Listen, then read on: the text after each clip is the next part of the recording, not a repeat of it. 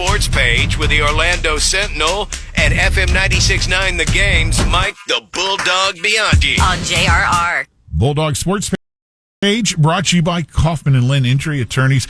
Bulldog, the Stanley Cup went for a swim yesterday. I saw that. Who took it in the ocean? Was that Kachuk? I think it was. And then earlier they filled it with beer and were pouring it off a balcony for fans to drink out of down below. Well, there wasn't much drinking going on. I just saw that it was hitting the fans in the face. This big puddle of beer. Hey, badge of honor, right? Exactly. Lynch, I know you're excited. Tonight is the NBA draft. You've got your mock draft all done, right? 2 rounds worth. By the way, do you know the draft is 2 days this year? Wow. Yeah, tonight, 8 p.m. is the first round, and then the second round starts tomorrow at 4 p.m. I don't know why there are 2 rounds, except that maybe ESPN needs some programming content on Thursday afternoon tomorrow. We're in the sports lull. You know that as a sports guy there, Bulldog.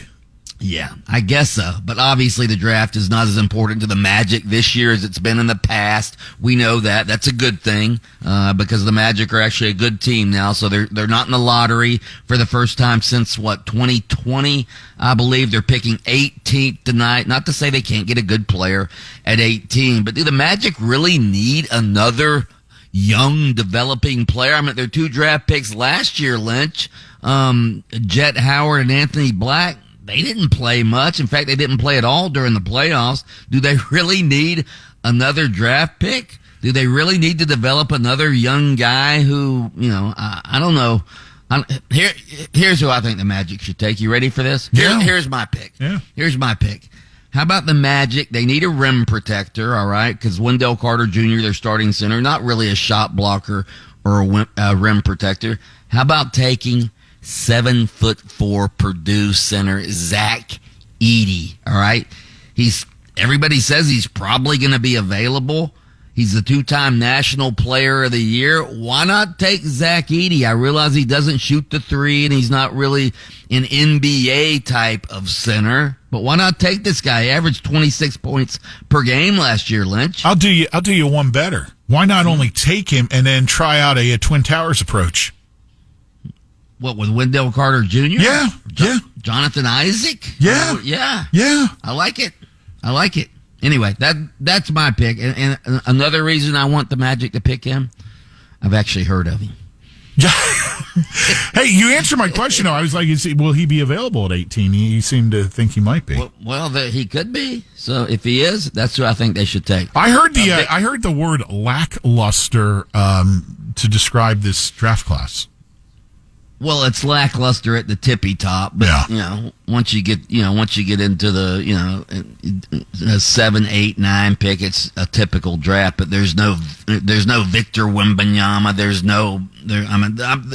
Here's all you need to know: the biggest talk before the draft is where's Bronny James gonna go? God, okay, and he's not. He probably shouldn't even be drafted. Overrated. Yeah. How about this? The Magic actually draft ahead of the Lakers in the second round. The Magic should take Bronny James just so the Lakers can't get him. Huh? And then tell LeBron, hey, you come play here for a year on a minimum contract and you can play with your son. Yes. How's that taste? I like it. Hey, Bulldog.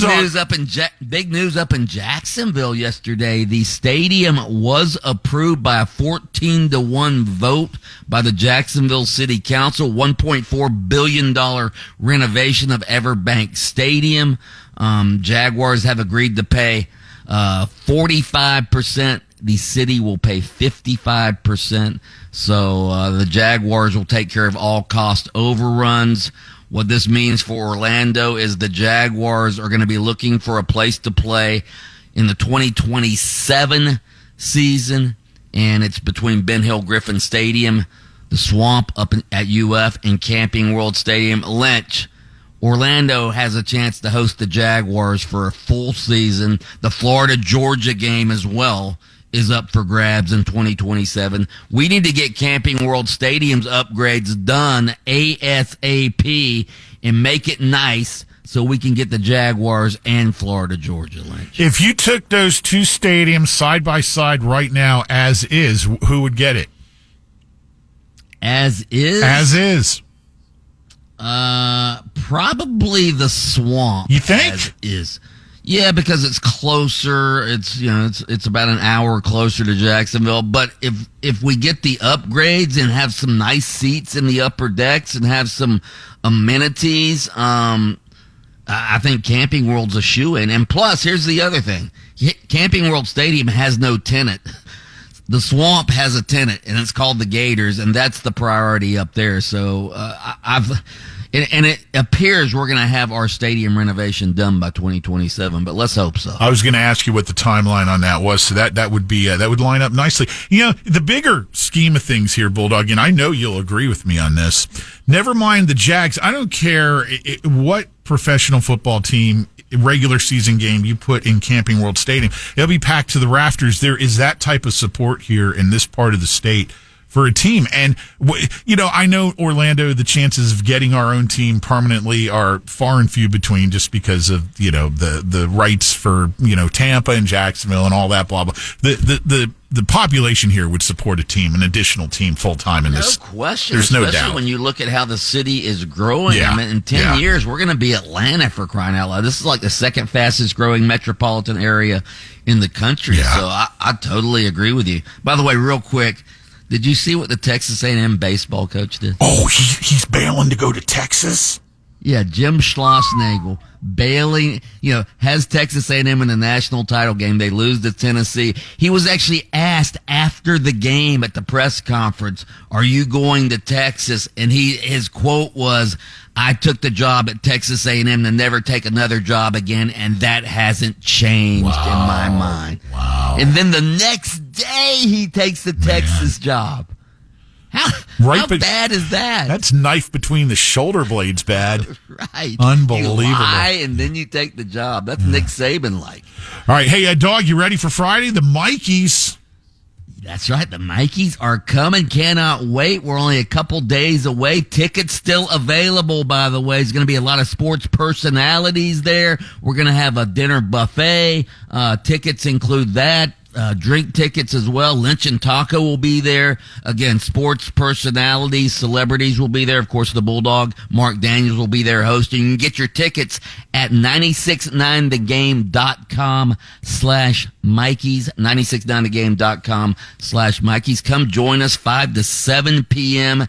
at the Orlando Hilton Altamont Springs. It's going to be a fun time, a little happy hour celebration, and a great sports awards show, the Mikey Awards. All right. Hope to see you all out there with us on Friday. Thank you to Kaufman and Lind, injury attorneys, for sponsoring the sports page here on JRR.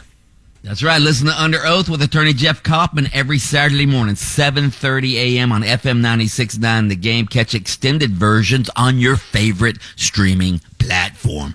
Oh, oh! Lynch and Taco on the